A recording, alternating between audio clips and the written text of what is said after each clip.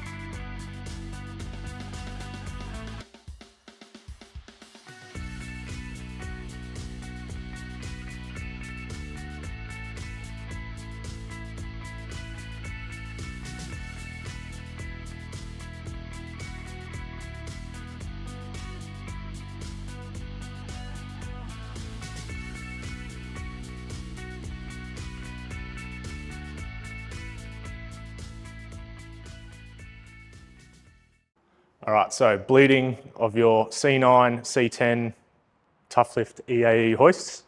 First off, if you come a little bit closer, we want to make sure that the hoist is up on hydraulic pressure and not sitting on your locks. So if you have a look in the back here, you'll see that we are below the first lock, so that when I crack air out of the cylinder, it's not going to land on the lock. We want it to purge all of the air out and land back on the hydraulic oil. So it's simple as 5mm Allen key. Up on top, you have a little bleeder screw, and it's just like doing brakes on a car. Crack the Allen head open, air comes out, the hoist slowly creeps down, and then the moment oil starts to come out, shut it up again. Easy as that. And you just want to repeat that on both cylinders. All right, so now we're going to talk about the clamps on top of the carriage for C9, C10. I get this question all the time, so this video is here to answer it once and for all. All this does is hold onto the ram so that when the hoist is suspended on the locks for a long period of time, the ram cannot drop away from the carriage. That's all it's for. Now for setting these, all you've got to do is, if you see underneath, we're off the ground. So we want the hoist up on hydraulic pressure, but not sitting on the locks. Then literally just tighten the clamp. Now yes, I'm doing this on an angle, but I'll show you what I like to do after. So just tighten this up. All it's doing is just clamping straight onto the hydraulic cylinder.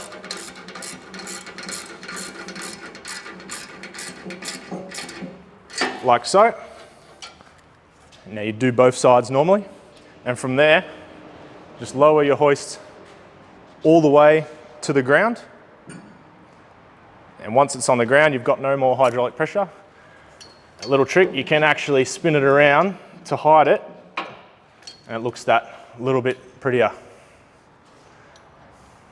And it's your retaining collars, done. All right, so adjusting cables on two-post hoist. This will work for most two-post hoists, but I'm going to use our C9 as an example. So most common question I get is, my locks sound different, as in I raise up and I get click, click, rather than at the same time. Other one is when I lock it in, I get one side before the other. Super easy adjustment. All it is your cables. So what we want is the same amount of tension on this cable as on that cable. Now, the easiest way to tell how to do this is I could go into a long explanation about which cables are routed which way and adjust which one when. Easiest way is run it up off your lock. Then, if you watch down here, when we drop it, we notice one side lands before the other. Easiest thing to do now is just make an adjustment. So I'm going to adjust this cable. I'm going to tighten this cable. Give it a 3 or 4 flats and then check again. If we have made it closer, then keep going. If you've made it worse, adjust the other side. And then it's a constant balance of test, try, until they end up landing the same. All right, so now that they're all level again, landing at the same time, all you do is just head over, lock up your nuts with a 24mm and a 16mm, just to hold the swage. Just run it tight until the top one starts to spin like that. And lock them up to each other.